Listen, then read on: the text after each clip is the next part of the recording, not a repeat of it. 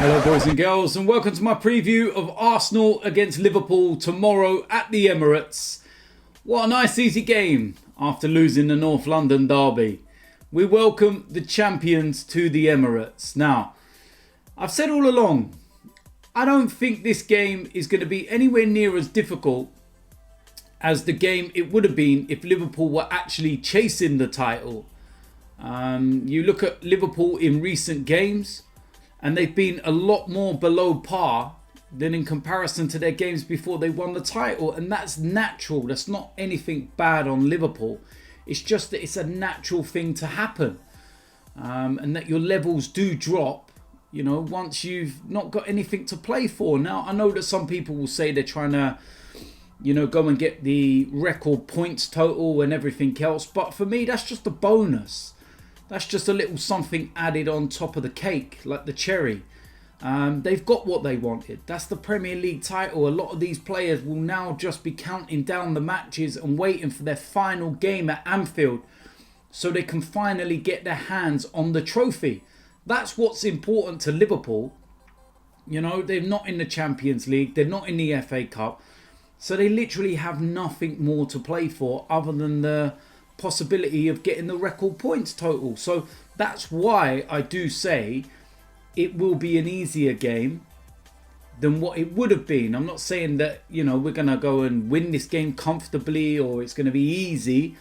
I'm just saying that in comparison, Liverpool's levels will not be as high, in my opinion, as to what they would have been if they were playing for something.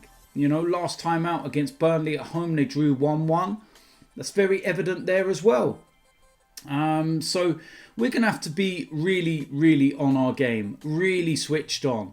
And that includes the defenders.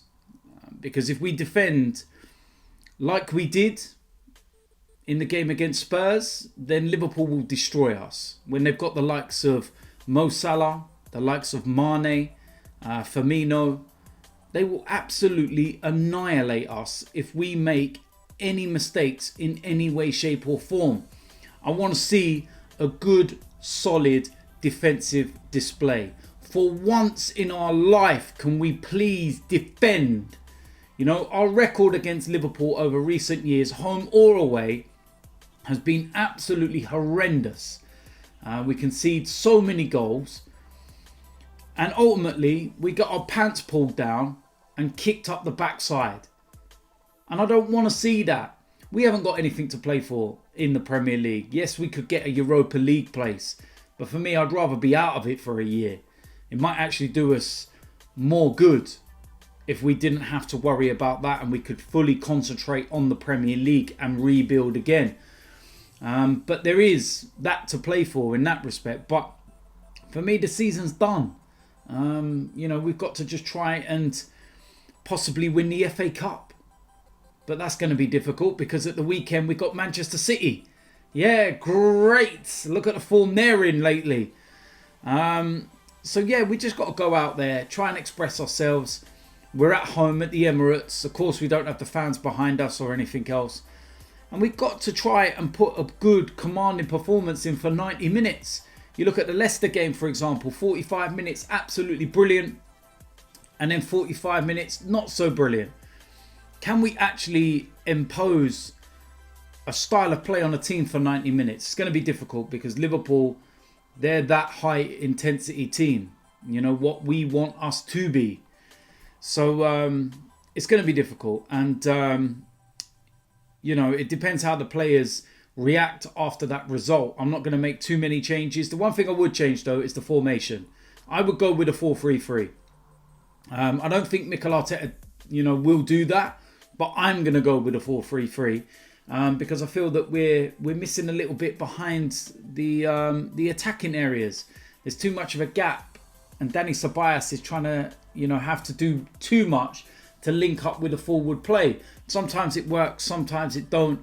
But I just feel that we're missing that little bit of creativity in that final third. So it's going to be interesting, and I'm going to go with this lineup to start with, and yeah, as usual, you can let me know at the end whether you agree or disagree. Starting off in goal, Emi Martinez, and I think that this will be, you know, one of the straightforward decisions that I have to make in the starting 11, or even Mikel Arteta, because he's been absolutely brilliant since Leno has been out injured, and Leno's not back fully fit yet anyway. So Martinez in goal. Now the back four, flat four. I'm going to go with Cedric on the right hand side. I think Hector picked up a little knock when he came off against Spurs, and Cedric needs the minutes. Play him. I've got no problem with it whatsoever. Now in the left back position, I'm going to go with Kieran Tierney. Again, another position that I have absolutely no doubt about. I would put him there in the flat four, especially ahead of the likes of Kolasinac. In the centre of defence, first of all, I'm going to go with Rob Holden, and I think he deserves another chance now, to be honest with you. And straightforward for me, that's what I'm going to go with. Now, alongside him, I'm going to go with David Luiz. I'm going to keep him there based on the fact that he actually hasn't been the one making the mistakes lately. It was Kolasinac, which is why he's not playing. And Mustafi was dreadful in that last 15 minutes against Tottenham. Absolutely horrendous. So I would actually play David Luiz. And that's what I would go with. It's as simple as that. Now, in the three that go in front, first of all, Granit Xhaka. And he's been one player that can hold his head high, because he's been absolutely brilliant since he came back from injury, which he picked up against Manchester City. And I have absolutely no problem with this whatsoever. Next to him, I'm going to go with Lucas Torreira. And again, a player that's not had a lot of minutes lately, come back from injury. It's been difficult because we've only been playing with two in there. And Dani Ceballos and Granit Xhaka have been doing so well. But for this one, yeah, I'm going to go with Lucas Torreira. And I think that he could, you know, do really well in terms of the link-up play and everything, and breaking up the play and releasing and everything else. I think that he could be really key if we play a 4-3-3. So that's what I would go with. Now, the next player that I would have in that three would be Dani Ceballos, a player that can get all over the pitch, up, down, left, right. It doesn't really matter. And I think that maybe with those two there in and around him, it means that he could get a bit more of a license to move further forward and be a little bit more creative with his passing. And if he can do that, then we stand a very good chance, because his passing is very good. So that's what I would go with as my three. Now, in the attacking three, first of all, on the right of that, I'm going to go with Nicola Pepe. Mixed, you know, performance against Spurs. I think in the last 15 minutes, he started to really come alive and he was really dangerous. But then there was none of that in the second half, and it just felt that he was always on the edge. And I don't want to see that. I want him to really take the game by the scruff of the neck and put in a big performance against a big team. On the left of that three, I'm going to go with the young lad Saka, and I think that I would like to see him in that more natural side on the left. Cause so many problems. I think that he can link up well with what midfielder drifts around and Tierney and everything else. I think Saka would be the perfect foil, in my opinion. So that's what I would go with. In the middle of that three, I'm going to go with Pierre-Emerick Aubameyang. And I know some people might think it's harsh to leave out Alexandre Lacazette because he played so well. But if I'm going to play the three, then I want Oba straight through the middle. And I think that he's our most dangerous striker. He is our best striker. And if we want to get at Virgil van Dijk and we want to do something, then Oba's got to play through the middle, in my opinion. Do I think we'll play the 4-3-3? No, I honestly don't. I do think that Mikel Arteta will play the 3-4-3.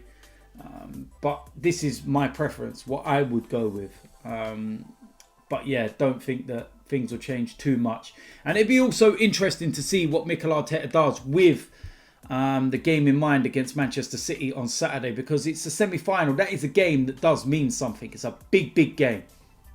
And of course, there's a place in the FA Cup final at stake. And that, ironically, would be Arsenal's third final in 3 seasons. Not bad for a team that's actually a mess at the moment. So, yeah, listen, that is it for my preview and my predicted lineup. Let me know in the comment section what you think of that lineup. Would you go with a 4-3-3 or would you keep with the 3-4-3?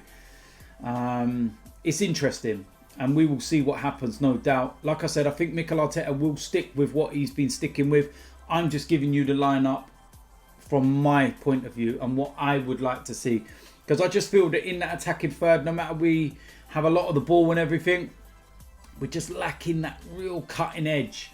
We create a couple of chances, but I feel that we could create a lot more if we had that extra body in there. But we will wait and see, no doubt. So, listen, if you're new around here, do make sure you hit the subscribe button. Make sure you smash a like on this video. Catch me on AFTV for the live watch along. DT's daily, the morning after, and then, of course, the player ratings. So, until then, I will see you lot soon. I'm out of here.